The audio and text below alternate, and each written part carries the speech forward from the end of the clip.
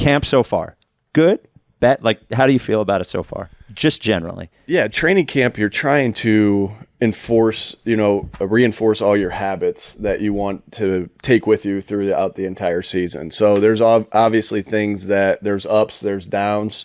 When you're the head coach and the defense looks good, the offense it might not have had a good day, and vice versa, right? So, it's a lot of ups and downs. It's a lot of getting things corrected. It's a lot of reinforcing your habits. So anytime you're in the middle of the process, it's a good thing. So we're getting better as days go on, and we're fixing mistakes, and that's the goal of training camp. So far, what would you say is the best result, the best thing you've seen so far, and what would you say that you think you need to work on so far? The number one thing for both. Yeah, again, you're looking at. Obviously, we're not taking guys down to the ground and tackling, but you're looking at angles. I thought our tackling has looked good so far. I think our block destruction on defense has looked good. I think our combo blocks on offense have looked good. Those guys work in good tandem together. We're taking care of the football as ball carriers. I think the guys are catching it good. It's always going to come back to me, the fundamentals of football. And so we're improving on that. We're trying to improve on that every day. And I feel like, as we watch the tape, those are things that we put on the tape, and that's every team meeting. We're going to go through those things. As we watch those, I've been encouraged by that. I've been very encouraged by that, and I can see that our fundamentals are getting better.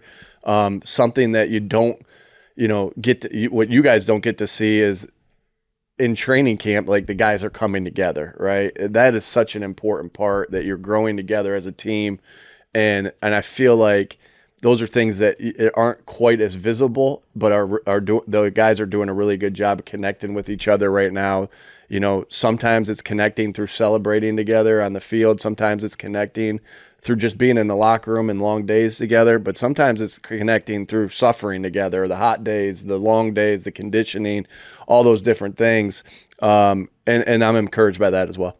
How's it been for you to keep the team sort of focused, motivated, focused on this season, blocking out the noise about things from the past season? How's that been for you as the coach, trying to keep your guys on the right line? I think these guys, we just have great guys on this team that have this high competitive, relentless competitiveness. And when you have that, it's easy to keep them focused at the task at hand.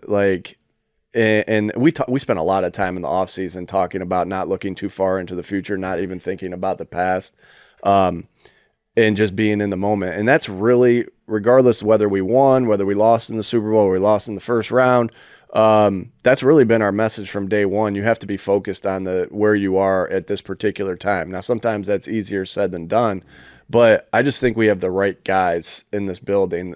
I can't tell you enough of how competitive these guys are.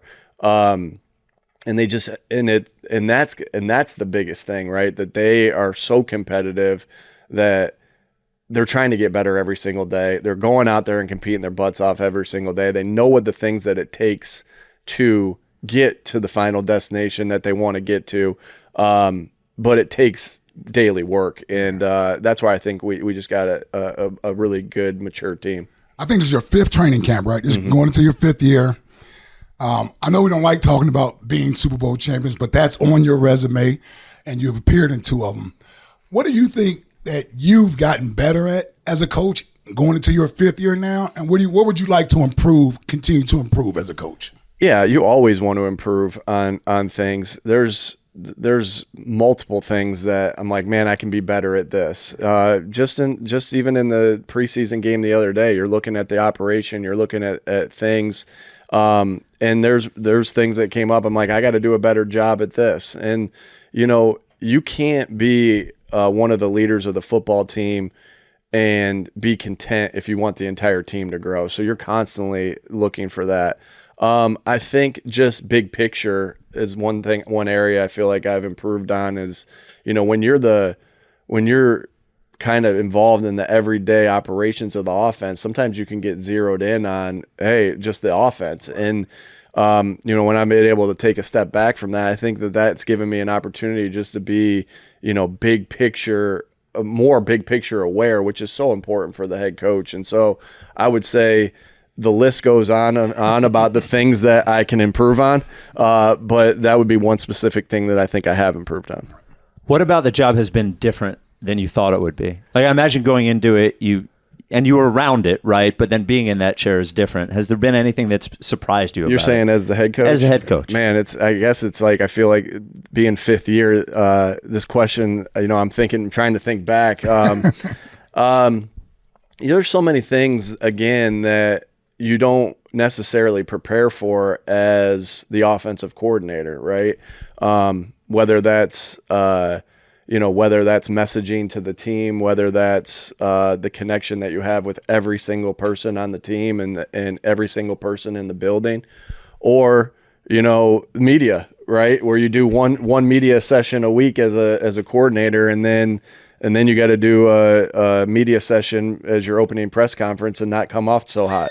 It could be any of those things, but there's a lot of things that.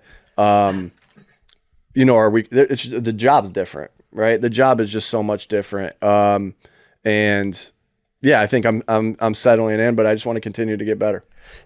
Do you find it a challenge? So one of your, we think one of your best attributes and one of your jobs is culture setter, right? But when you are in charge of so many or overseeing so many things, your one-on-one time with people is probably more limited than you would want it to be. So how do you go about setting a culture when you don't have quite as much time with an individual as you may think you would, or as you may want to? Yeah, again, that's when you're big picture, you are able to seek out somebody that's going through a rough time, or that's doing really well, or you're finding opportunities to be able to do that. And you cannot talk to every single guy every single day.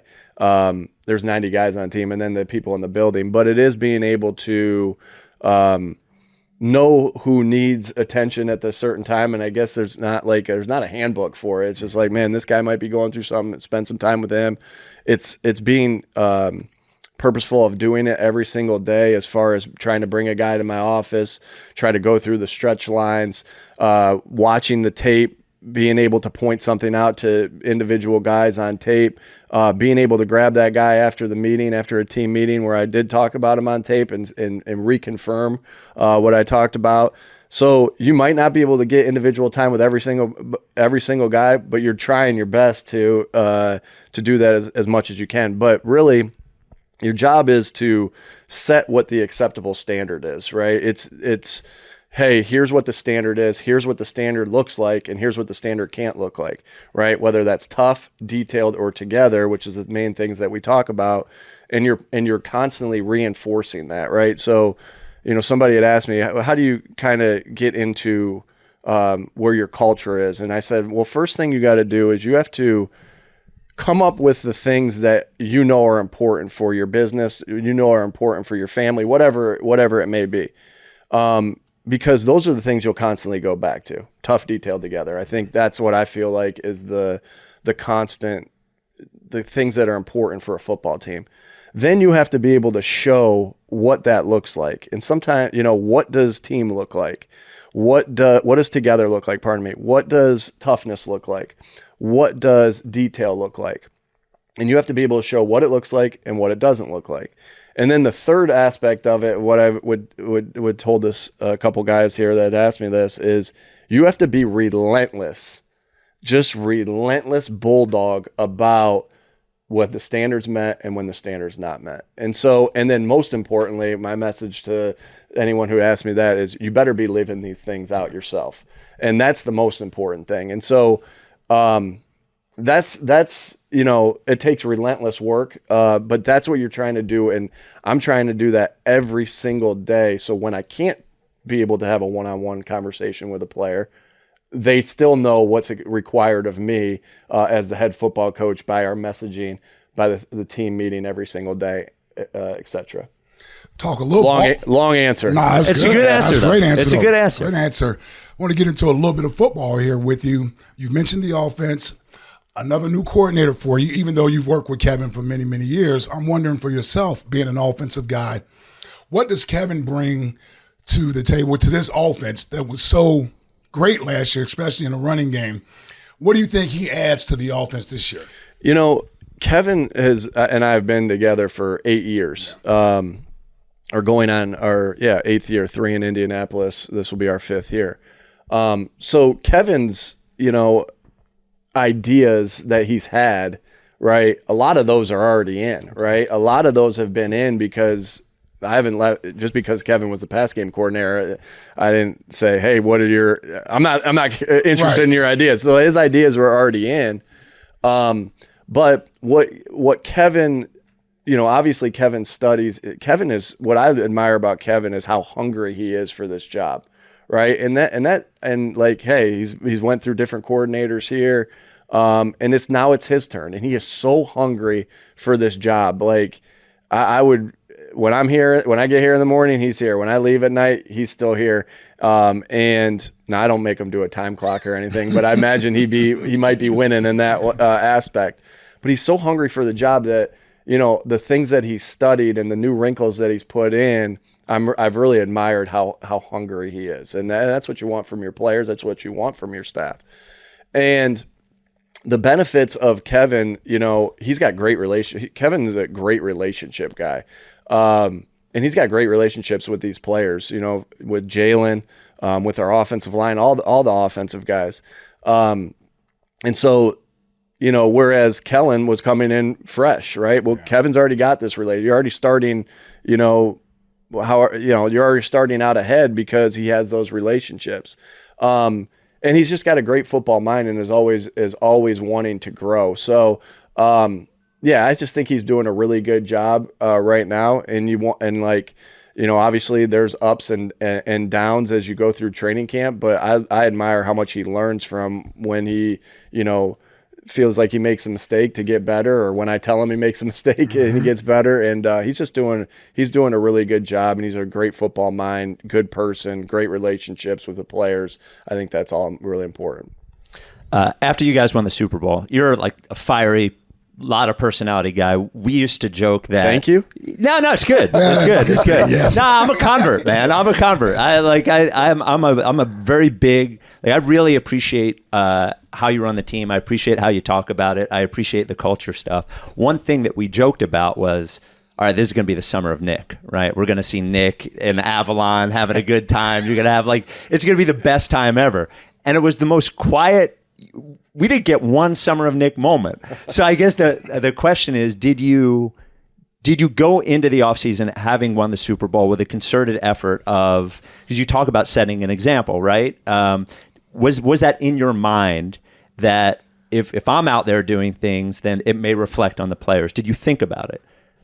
Yeah, I mean, you always, as the head coach, you always want to conduct yourself. You want to be yourself, I think, first and foremost. But you always want to conduct yourself how you want everybody to act. Like you don't. So I wouldn't say I would necessarily thought about it, and it was just this whole entire off season, my mindset has been, how do I get better?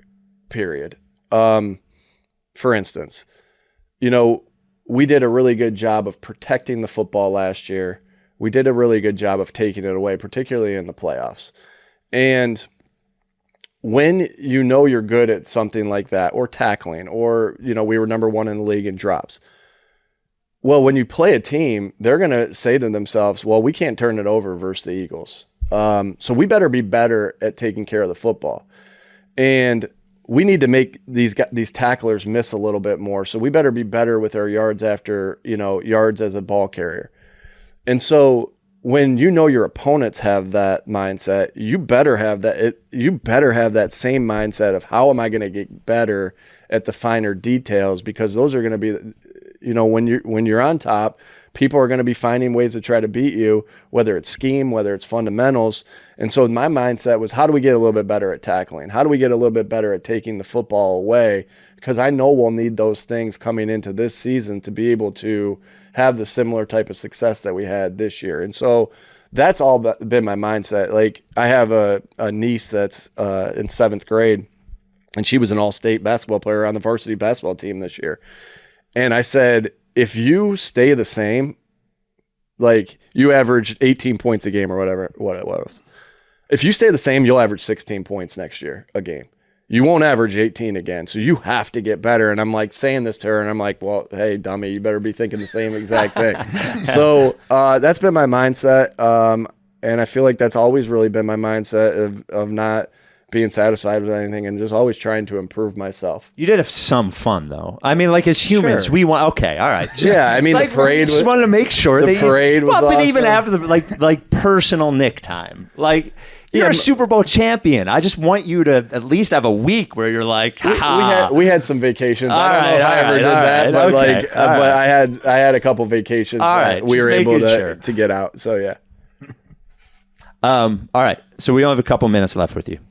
We have most important questions, 3 quick ones. First of all, you have a great practice. The weather's great. You're driving home. The windows are open.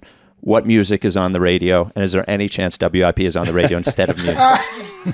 I try to stay away from all media applications. Now I will listen to WIP. I do like one thing I do really like listening to is baseball games. Okay. All right. So I will listen. LA, It's yeah. so like it's just relaxing. It's very relaxing. Yeah. So I'm either on the phone calling my dad or my brother or a friend. Is there a song? Is there like a hyped up Nick just kicked ass at practice song? I don't come in with the song like, and then I'm gonna get amped. That's like late at night. I don't, so I don't listen to as much music. It's talking, or I do like listening to the Phillies games. I think that is whoever those guys. I don't know who those guys Scott are. Fransky and Larry They Anderson. do a good job. They do a good job. I feel like I'm at the game, and I'm excited for the Phillies to keep going this year. Elliott Shore Parks. We have an award we give out to the beat writers called Eagles Insider of the Year. Elliott won last year. Good for him. Do you feel, but do you feel like he is bringing the same sort of energy that you guys are to be champions? Are again? you implying that Elliott's content? Look, all I want to do is make sure he's you seen working him? hard. Yeah. Hey, you guys talk to Elliott more than I do. I will try to make sure, like, because again, I want everybody in the building to have this growth mindset. And that goes for our media as well. So Absolutely. I will make sure I say something to Elliott that you guys think he's content and he needs to have a growth mindset going into this season. And I'm on it. And pro or anti Elliott training camp statistics. Come on, man. I like Elliott. I think you're setting me up. I do like Elliott. No. I'm a little anti the statistics. Thank you. I'm a little anti. So is everyone. That's fine. All right, Nick. We appreciate you, Appreciate man. it, Coach. Yeah, thanks Thank for you having me, the guys. time, man. Good It luck was this fun. season. Thank you.